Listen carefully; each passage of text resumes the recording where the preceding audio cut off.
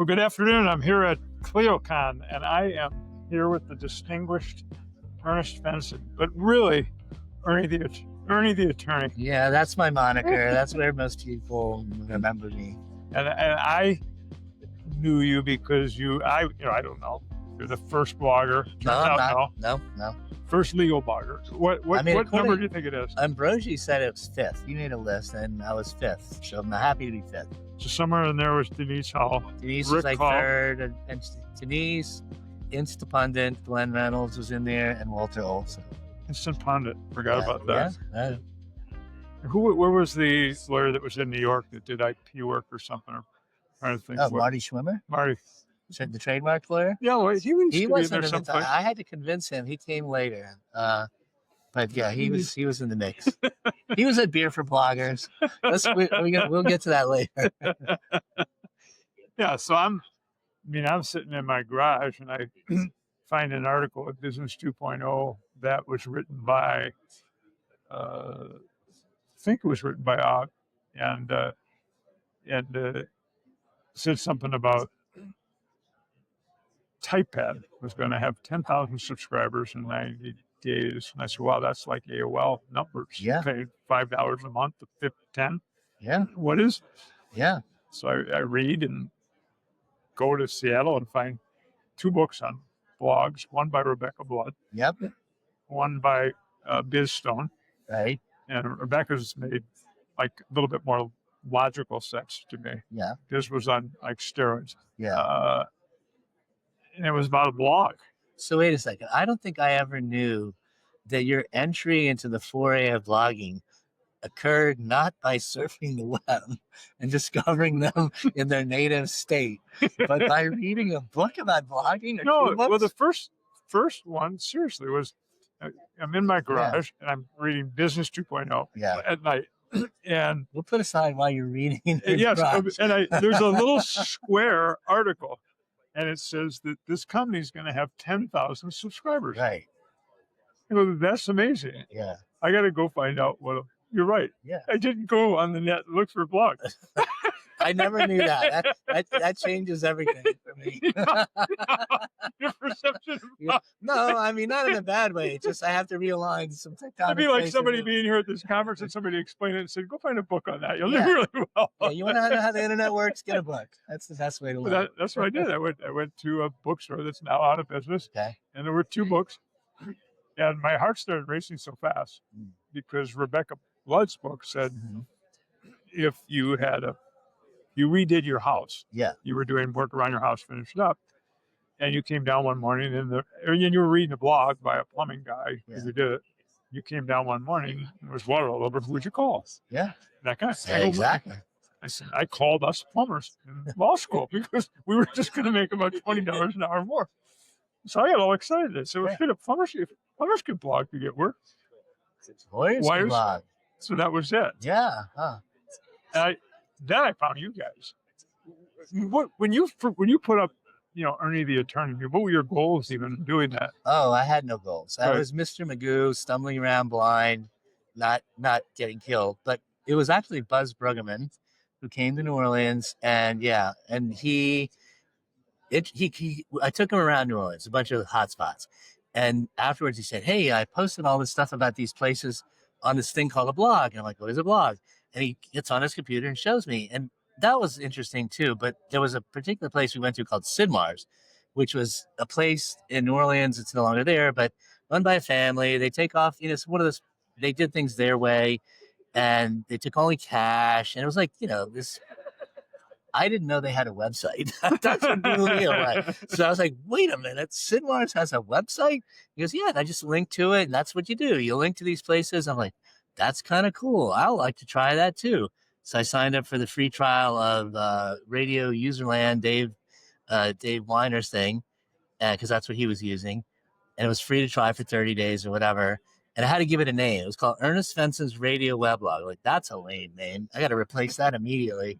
And the first thought that popped in my head was Ernie the attorney, because there was a magistrate who was a mentor who called me that. And she just had this way about her of making people, feel more comfortable. And that was her name for me. Or, hey, Ernie the attorney, what are you doing? It says she died tragically.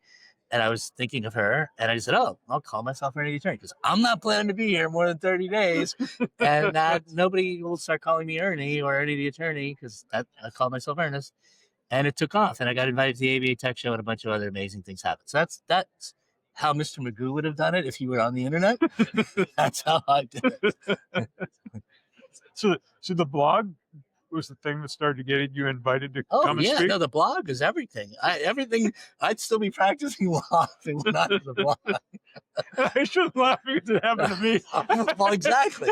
We were saved by blogs. That should be the title of this episode. Saved by the blogosphere. Why am I standing on the stage in front of the Supreme Court justices in Utah? Because we started blogging. Because we put up a blog and we wrote what we thought about. And we were talking about this earlier. This definitely needs to be said. When I started this thing, and then people are like, "You're doing what?"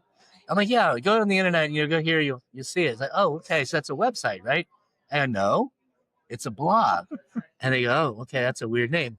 And then you'd run into people who weren't seeing it and associating it with a website. And they'd say, "You have a blog?" Yeah. He goes, "Well, are you seeing a doctor for that?" It's like, it sounds like a medical condition.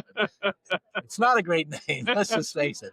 We take it for granted now, but no, I'd have to explain it. I go, it's a blog. It's an abbreviation for web blog. Right. You log your activity on the web. Right. You see but that's things too much explanation. It's better to call it a web blog. And to explain it. What happened with me, I mean, I'm reading what you put up. I'm reading what Rick Clow put up. I'm reading what Denise Howell puts up. Rick's putting up pictures of President Obama. At that time was running for Senate in Illinois. Right. And he's at his house. And I go, why does he put up pictures of, what is this thing that he's doing? But he kept logging stuff. Right. And then he would say what he was doing in his career. Denise was putting up more substantive law stuff, which probably found her way out of Reed Smith. Yep. Yep, that was her trail of breadcrumbs. The combination of you're a woman and you're writing stuff on the internet. Right. I followed you. Yeah. And I followed Dave Weiner. Yeah. Dave I had followed because he had a newsletter since the 90s called All Things Dave. I forgot that's what it was called, and I didn't follow it back in the day. And it was kind of just off the wall, and making fun of people, real about things. So he was up with scripting news. Yeah. There was Doc Searles. Yep. So the Clue Chain Manifesto people. Okay, that's what got me. So Doc Searles, Dave Weiner, Rick Levine, and the Christopher. He was kind of wacko. He was exuberant. Let's call it that. But anyway, I started following those guys, and so this was one of those ones where the moment I was like, okay, this blog thing actually is more than just a hobby, was when I was blogging and following them, and they were following other people. And I went to this conference called Pop Tech in Camden, Maine, that Buzz Bruggeman again, told me I needed to go to. And I meet Dave Weinberger there, and I'm like, man, this guy's amazing. I'm like, Dave Weinberger, he goes, who are you? I'm That's right. And I said, I'm, sees my name tag. You're Ernie and I can't use, can I curse? No. Because what he literally said, you're Ernie the fucking attorney. And I'm like, you know who I am? Like, how do you know who I am? Like, this is not right. This is a realignment of the universe. And that's when I was like, oh, wait, duh. Like, you're talking to a lot of people on the internet. Some of them are going to like you, know you. This is a huge marketing opportunity. Not that I was doing it for that purpose, but then I thought lawyers should probably do that for marketing reasons. And they're like, no, we can't do that. That's very dangerous. The web, you don't know what's go wrong on the web. I'm like, I don't know. A lot of good things are going right for me. Someone in the water's fine. I mean, these people are right. I mean, I remember speaking at a conference with Dave Weber. I mean, he's sitting like he's talking right here, and I'm going to talk next. Yeah. And I'm going, this is amazing. This is a God right in front of me. Right. He's still going. Yeah. I mean, Jeff Jarvis, I can't think of what his thing was titled. I mean, he was a professor at, not NYU, I forget what city, University of New York. Yeah. still going. Yeah. No, it's look, I think the thing that like blows me away is every stage of this evolution of what we can call social media. There was always like this resistance. Like this is the line you can't cross. That sane people can't cross. Snapchat, I bypassed that one, so we can say maybe that was a line some adults should cross, but or MySpace. But blogging was fine, Twitter was fine, and so Elon Musk acquired it. Every one of them, and even Facebook, which was like represented to be, oh, that's for kids, and then adults got on it. It's like, why did these people who are so resistant? Because they want to connect to other human beings in a way that's efficient. And so I guess people should have seen the likelihood of it being successful, but I didn't either. So I don't. Yeah, I mean, when I was doing it for lawyers, they said, well, you can't like that. Yeah. You can't do it for lawyers. No, danger, Will Robinson. Don't go there. And then I went all the way to talk to a really good First Amendment lawyer about, can the lawyers cite other blogs? Because would they have permissions to do that? And he goes, Kevin, we that's all good. Yeah. We have fair use here. We have First Amendment. You're okay. Do I need to worry about this? No, the answer is well, I was starting a business, and all of a Yeah. sudden I was going to get the other firms to come on, and they were going to all get in trouble. I mean, Right. I worried about everything. No, you did the right thing. I made sure I went out and bought insurance so that if somebody's going to, I was a publisher for all I knew. Yeah. But they did tell me that obviously this is an interesting idea, but no lawyers will ever do it. Yeah. No, I think the thing. So now it's funny because I think I still try to convince lawyers to use certain types of social media that are appropriate for them. And when they're resistant, I'll just say, look, do you want more people to know about you? The answer should be yes. Do you want more people to feel good about you that know about you? Yes. Do you want those people to trust you enough to hire you? Yes. Okay, well, how are you going to make that happen other than meeting them and spending a lot of time with them, which is very difficult to do with a lot of people? How about we just use the internet? Like that is what social media does. If you use it in the right way, you can destroy trust and credibility, but don't do that. And that's what people who are sensible do. And I know that all the good fortune I've had has only been because I was available to enough people to go, oh yeah, I've heard that guy. I know that guy. I want to know more about what that guy does. It's true. I mean, shit, I'm small town kid from across Wisconsin, ended up in Seattle. I'm going to New York and literally walking the streets and saying, I'd be remiss if I didn't give you the chance to find out about blogging. Yeah. And I'm going to Latham. I'm going to Cravat. And they're inviting me and saying, thank you so much for coming. What time period was this exactly? So that I can predict how resistant they are. And I'm still naive enough. I actually asked them, I said, why did you let me come here? Yeah. They go, well, you have a very good name, and so does your company. I'm going, only in America. but it's just what you said. They trust you. Would you like to be known? Yes. Do you like people to think good things about you? Would they trust you? Yeah. And you don't want those three things. I don't know, like there's a mental condition for that, I'm sure. You could hire somebody you could pay a lot of money to try to get that, and you wouldn't get it. Yeah, well, people do. I mean, as we both know, people have intermediaries that they pay to, get themselves to be known. Those are called influencers or whatever. But I know you and I both agree, if you can do it yourself, and it ain't that hard, you should do it yourself because you're the person who's representing yourself. Why don't you just talk about yourself in your normal way? Can't it still work? And I asked that question because I'll go to, I don't want to blame large firms, but large firms tend to have more marketing professionals, even though they're very busy. So some of them are content marketers. So they went to college to learn how you and I should figure out how to write blogs or not write blogs, whatever. And so it became so complicated that it definitely didn't work for the lawyers. They've lost sight of the fact that you write to let people know who you are. You like people to know that you know something that's worthwhile. They trust you. Yeah. They've turned it into a game called content marketing. even though they might write some of the content, it might have to be reviewed by other people to get out the door, even though they went to college. They're very smart The word people. content marketing, I mean, I have to remind myself what it is because it's two words. Like all marketing is content. Like it's a syllogism. Like what marketing doesn't have content. Okay, it all has content. So the question is, what is special that's going on here? Is that the person is saying, here's something I know, here's a value I have, here's what I'm interested in, and what I've learned purely out there on the streets. But then I could read books and they would confirm this too.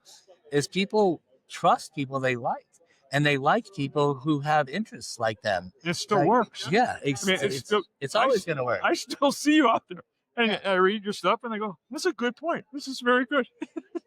Well, thank you for being so kind. Does the format change, like where people publish today? Blogs, LinkedIn, yeah, Facebook. I think one thing that's happened is some people who are pretty smart have said, look, there's a lot of effort in getting going if you're trying to get going with a website, because there's a lot of web traffic now and you compete with a lot of things. Why not go to where people already are, like LinkedIn or Facebook or Twitter?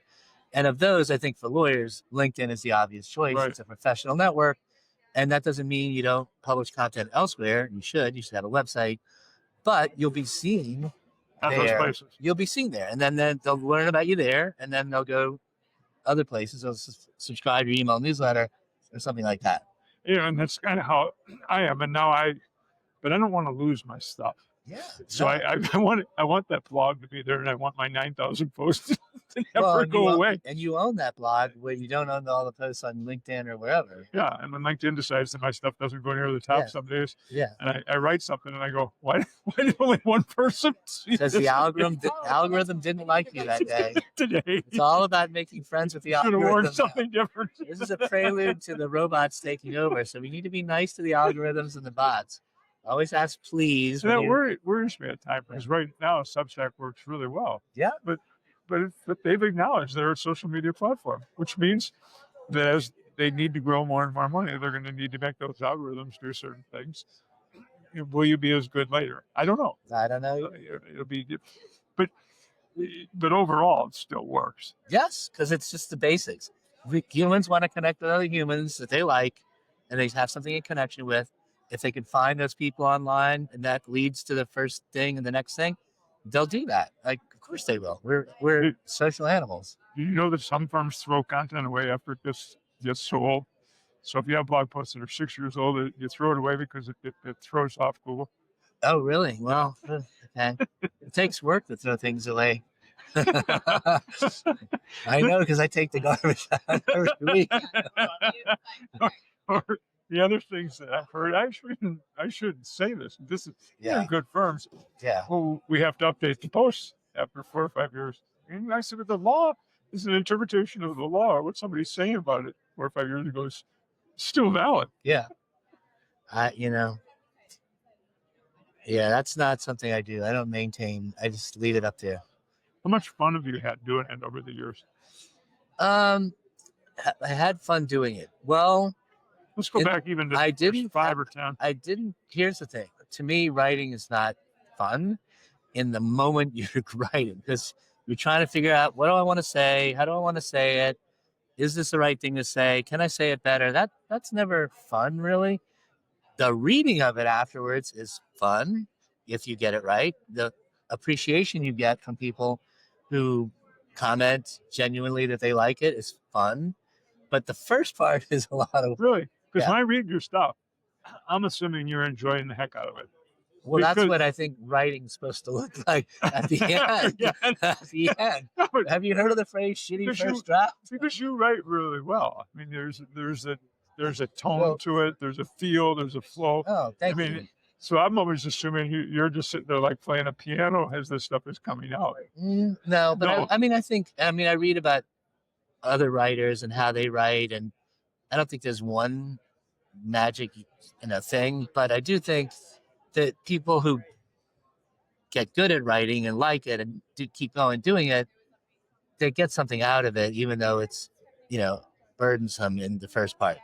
And good writing, I think, has a voice, and people have said that. And maybe what people like in my writing and when I blogged was a voice.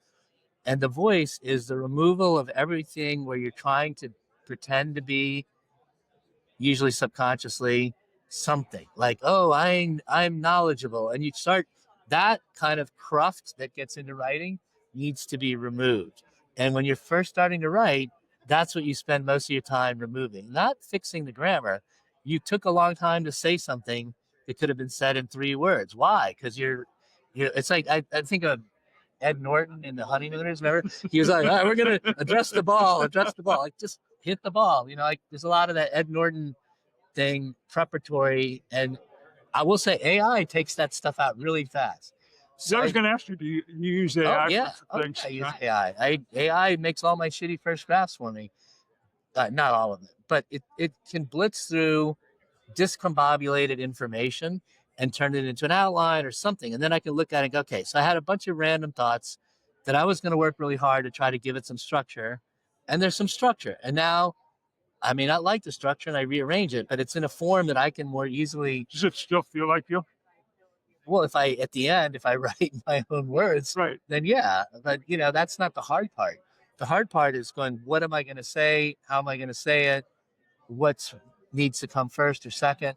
So when you use it, and I experiment in all different ways how to do it.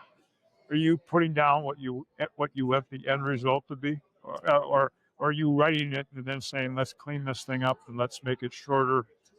Yeah, no, in the first instance, I'm not trying to say what the end result should be because I've learned I don't always know what the end result should be. And a lot of times I'll take out a whole paragraph or a bunch of stuff. And this is, I think, also a thing that people who struggle with writing, is where they're stuck. It's like not knowing, not learning to go through the process where you're willing to take out 2 or 3 paragraphs. Like when you're willing to like delete a lot of paragraphs, it's because you realize like I'm looking for something way better than what that those paragraphs were.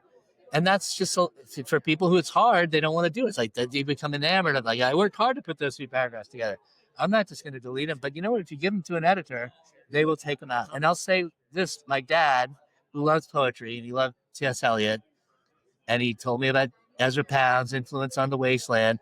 He had a book where there was the original version of the poem with all the scratchings that Ezra Pound's like, no, that is coming out. And I remember thinking, that goes on?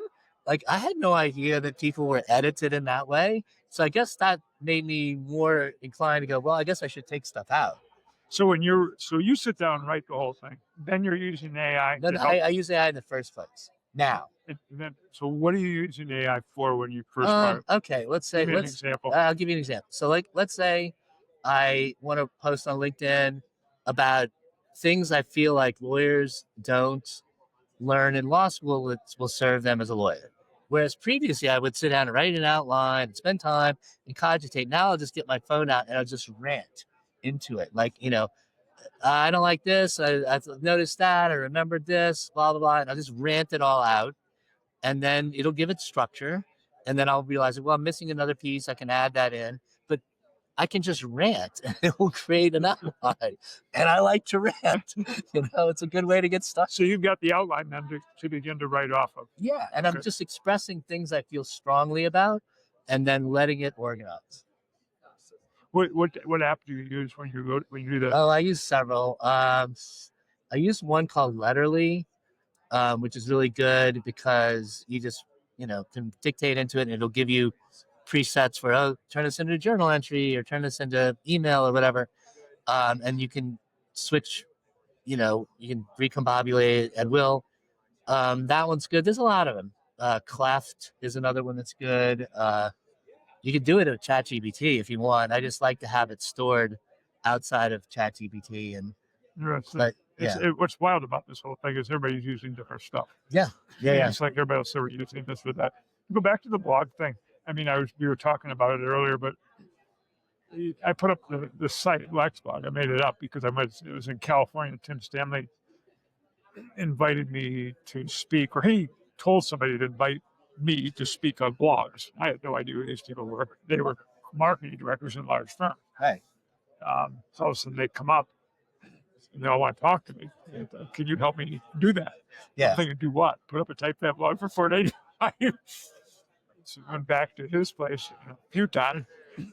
I'm sleeping in there, and so I think I'm gonna do come into those blogs. So what's that? You're free. Right. And I said, yeah, but these people need help. They don't know what it is. It's got to look good. Who's going to support their lawyers? Who's going to tell them what to do and how to do it?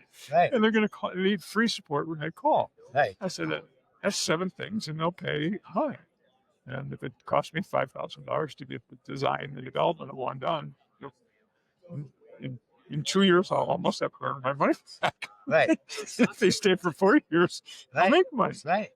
That was how it started. So you, in a way, you kind of like with Clio, they in 2008 were very embryonic, and look at what's going on here. I don't have this. No, well, no, okay. But they had a different thing. Apparently, the lawyers needed more than they needed. There were no lights over there in a bar. Look, you in your own way, you are the Clio. You should have started a conference. That's what it was. Instead, it was beer for bloggers. It was cheap. It only cost $140. Yeah.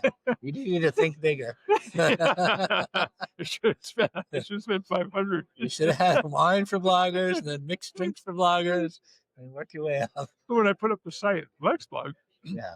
and I had to write out. I got to explain what this is on the internet. And I remember I took Rebecca Flood's name and said she was quoted as such and such. And then I hear from you, it was the first thing you better take. Rebecca was contacted me and she wants you to take her name out. How did you know? How did she know you or her know her? She wrote the book. I met her. Okay, so because I think Dave Weinberger knew about me, maybe he mentioned it, but I went to South by Southwest one year and she was speaking, and I may have told her I was a lawyer with a blog, and she said, "Oh, you're the one." There's like no lawyers with a blog. And we had a nice conversation. I met Neil Dash there, a bunch of other people. Kevin Rose maybe was there. I don't know. South by Southwest was like Burning Man, and maybe still is. Yeah, and then more stuff came on. It was like, you can't, maybe you weren't doing it, but people said, well, lawyers can't have blogs. I said, well, I don't know why not. It's kind of like a website that they can write on. Well, they also said, okay, we talked about this earlier. Somebody should make a list of the things that people said lawyers shouldn't do. One of them I remember distinctly was computers. They shouldn't have computers. Okay. And I was in a big firm, like, no, lawyers shouldn't have computers. Like, that's like, the secretary should have computers. Yeah, but lawyers can't have blogs. If we're going to do them, we have to sell the content. So that's probably not what you're not going to be selling the blog content. Yeah. we got that request. It went on and on. Who's going to approve with the stuff that goes out? Then when lawyers would leave law firms, the firms didn't want the lawyer to leave it, but they didn't know what to do with the blog. Right. So we certainly don't know what to do with it. I mean, the problem with lawyers, let's just cut to the chase. The problem is, if a new thing happens and a lawyer goes, okay, we're going to do this new thing, they want every question sequentially answered about all the things that could happen, immediately answered, which of course is ludicrous. It's a new thing. Try it, see, go down the road a bit, see what happens, go next. And so that's what entrepreneurs do. So lawyers are inherently not entrepreneurial minded. And some people who shouldn't have been lawyers, maybe, because we didn't think like most lawyers, we stumbled into, we stumbled into that because we weren't normal lawyer thinkers. I won't ask you too much more, but there was one thing that I thought, these are things I'd be in my house talking about. I go, there is a lawyer in New Orleans blogging the hurricane. But I think the power went out on his computer or something. Yeah. So he's using a Kindle. Yes, I was. To blog updates. Well, I don't know if we could call it blogging, but it was like definitely posting to the internet. Whatever. Yeah, and I was using a Kindle because the Amazon WhisperNet was still, working in New Orleans when nothing else was working. And so I was rubbing sticks together to get fired to go to the internet. And then think of the concept. For whatever reason, it's not like a radio where I dial in and I go, I'm going to listen to Ernie tonight. I think some people might think it's that. Yeah, right. But somehow in my ecosystem, Yeah. it shows up Yeah. that this guy is doing this. Yeah. It wasn't the Arab Spring, but it was, something I like can that. get this coming in live. You're sitting there in the dark.